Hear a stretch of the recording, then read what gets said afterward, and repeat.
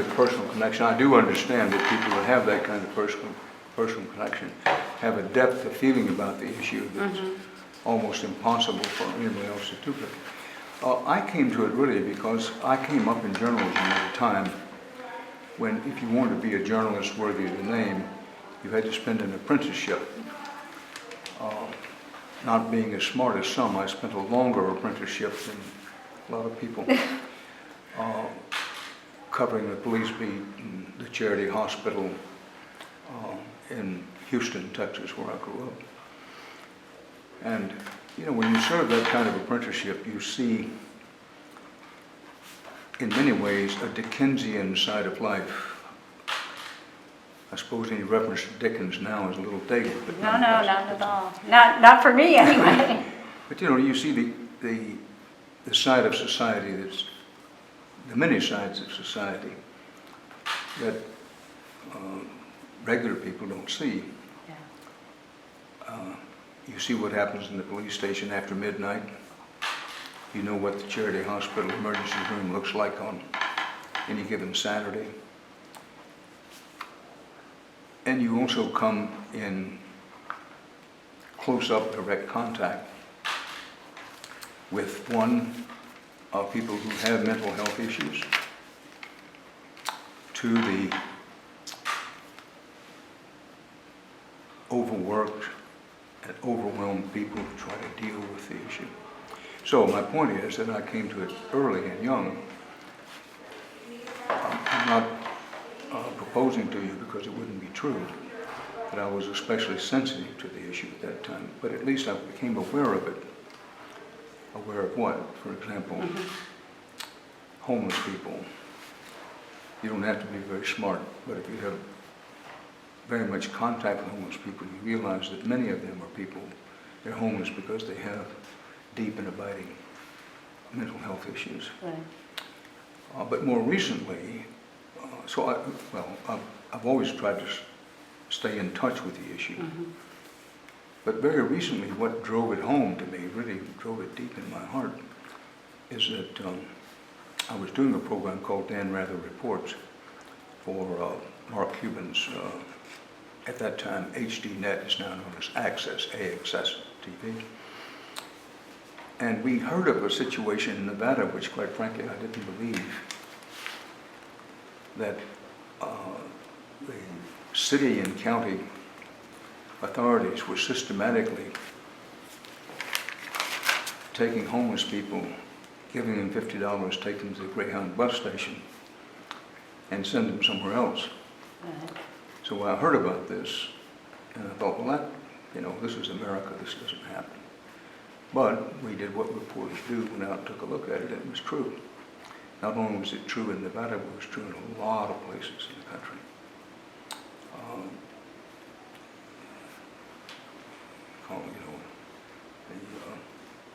The gray solution, as in gray dog, as in Greyhound bus. Right. And so we did a 1-hour program on that situation. And, I do a lot of kind of reporting, but where my heart always is in deep digging, investigative reporting. And it didn't take much digging to find that there was a really important story there, which is that on a national basis, there certainly are some all too few local situations which the community has dealt with, but by and large, nobody quite knows what to do. Or if they do know what to do, they don't have the resources to do it. For example, in Nevada, when you go to the police and you say, how can you let this happen? They quickly explain what you know because you know the subject very well. And say, look, we're the first responders when somebody reports a homeless person. We go and we're cops. Right. We take them to the police station. Right. At the police station, we're not equipped to analyze people. Right. And we get crowded. The jails get crowded, we get crowded. You know this story very well. So we have a hospital where such people are supposed to be taken to evaluate. The hospital's crowded, there's a wait for beds. So my point is that the pipeline gets clogged, the jail's overcrowded, the police are saying somebody's got to take these people, the hospital says we can't take them because we don't have any beds for them. Right. And I'm not excusing anyone, but the explanation of how do we get to the point where decent, intending community leaders would sanction the Greyhound solution. This was their explanation, saying that we're just overrun with it. Right.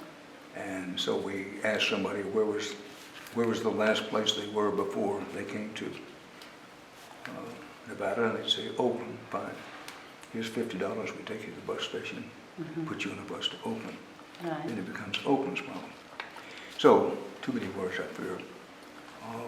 We did that story about, I guess, a year ago, maybe a little more than a year ago, and it made a deep impression on me. But we also, before that, we had done a story on the problem, and it is a problem, of teenage prostitution and the selling of very young girls, and I mean very young girls, and in some cases boys. If you can believe it, and believe it because it's true, as early as age 9. It happens here. Age 9. In Sarasota. We've written about it. Yeah. And so at any rate, my point is we started the story believing it was basically a problem overseas, which is to say people, this so-called sex trade, overseas people. But what we found was, in many cases, much more than anybody wants to believe, these are children born and raised in America. Right. And there's a whole underground, very corrupt system of providing very wealthy people, most of them men, with very young sex objects. But my point is, in looking at that story, in by no means every case, but in some cases, what you had was a young person with a mental health problem. Right. So either the family couldn't handle it, or they left home, and then they wind up in this. Right. And that also, I'd have been thicker than I even am, and say, well, here's another manifestation of why systemically we don't have a system for dealing with this. Right. So what, in your research and your reporting and in your talking to many people about this issue, have you come up with what the major elements are that we need to fix, or what's the best way to get things started? Because there's so many broken parts. Well, it's a fair question, and you will understand. I'm a journalist. I'm not a mental health expert. I'm not a psychologist or a psychiatrist. I'm not medically trained. But I want to be responsive to your question. It seems to me the first thing is to get a national recognition of what the problem is and how widespread the problem is. That's the first thing. Yeah. That I find when I talk to most people, some of them think I'm exaggerating about the depth of the problem. Right. And others, and I understand this, just don't want to hear about it. I mean, the world's a complicated place, don't want to hear about it. So I think the first thing is recognizing that we have a problem. It's a really deep problem with no easy solutions, and it is expensive. Right. And I guess my second point is that frequently with public officials, elected and otherwise, they say, look, Dan, we understand the problem, but we don't have the money to deal with it.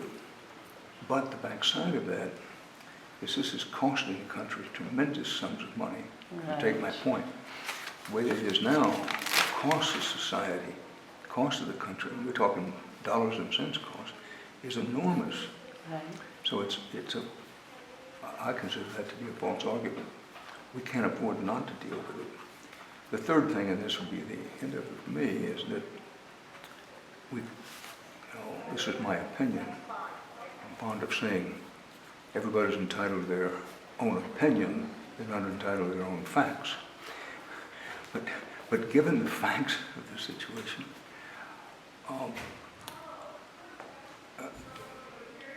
a solution, a possible solution, is to have community housing. That we went through a period in the middle part of the 20th century we tried to do institutionalizing people who had mental health problems, and they became nightmares. So we closed those. And the announced plan at that time, I may talk about this today, the announced plan at that time Was was to do communities. John Kennedy. Yep. We're going to close these terrible warehouses for people. Mhm. And we're going to go to a community-based system in which every community, analyzes, diagnoses problems, and at the proper time, people with mental health problems will be housed within the community. But we never took the second step. We took the first step, Right. closed the institutions, but we didn't take the second step. The money that was set aside never really got down to where the work was. And then there were other problems because there is the not in my neighborhood problem. Right. So when you ask me for solutions, none of these are original or profound, but they're among the things I think we could think about. I will compliment Sarasota because they've ready to talk today. I looked over the situation here. Well, by no means perfect. It's my understanding, and I hope I understand it correctly, that some steps have been taken here after a rather lengthy and forceful discussion about setting up some local housing. It's been very contentious between the Contentious city and the is the word I county. think. I understand Yeah. it's contentious everywhere, but at least in Sarasota, there's been a discussion of it. Discussion, yeah. And there seems to be some progress in the right direction, which is more than you can say for the rest of the country, for most of the country. Why do you think it is so hard for people to understand why we have such a double standard between something that is a physical illness and a mental illness? I don't know the answer to that question. I think part of it is that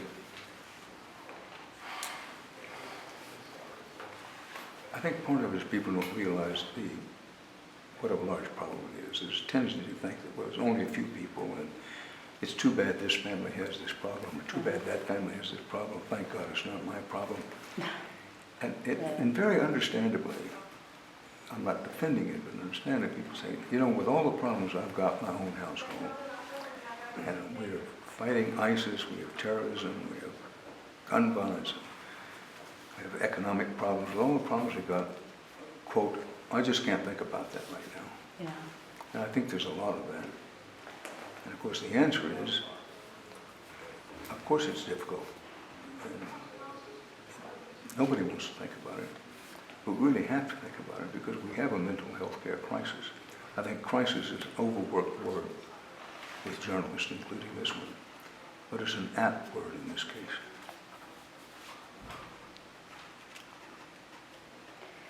How much do you see mental health being a factor in the increase in all the violent attacks and in the mass shootings and instances of violences that we've seen over the last couple of years? Well, again, I want to be responsive to the question, but I also like to be responsible. That there's danger in overgeneralization. Sure. That you have to take each individual case, let's think in cases of mass shootings. At my last count, and they want to check me on this, I think this year, we're talking about 2015, I think there have been something like 300 mass murders, a definition of mass murder. Actually, what I read the other day was it was beyond the number of days in the year, so it was 300. Okay, so it's well over 300. Yeah. Okay, well, I started to say over 300. Now, the definition of a mass murder in this case is anything more than four people or more. Right. Well, exclamation point, let's just think about this. Well over 300 cases. Maybe 400 by the time you and I talk here. So you have to take each one of those individually. Having said that, it's undeniable that in some, my own opinion is, a majority of these cases, that mental health was an issue in one way or another. Now, I'm not suggesting, I wouldn't want anyone to think I'm suggesting, that you can prevent, completely eliminate mass murders from the society. But surely we can do better than averaging one a day. And I was just, not the only key, but one of the keys to that is a mental health system that gets problems recognized at an early stage and gets people treated, or in the case of, truly evil people, incarcerated. But as a reporter, I'm very reluctant to suggest what the solutions are. My job is to bear witness. The message I'd like the audience to remember today is that we have a national crisis when it comes to mental health. We have a lot of challenges to meet as a people, as a nation, as a society, as a country. But one that we can no longer put on the back burner, one we can no longer ignore, is the immense problem of mental health. You say putting the problem on the back burner is actually costing more than addressing it. Is that right, in your opinion? Well, that's one of the points that I like people to consider. Frequently, someone will say, well, I'm concerned about mental health and the problem, but we can't do anything about it because we can't afford it. We don't have the money to do it. And I try not to argue with anybody, but I just make the point that this is false economics, because the problem is costing us a lot more than it would cost to diminish the problem. Look, we aren't going to eliminate mental health, but there's a whole lot that we can do that would diminish the problem.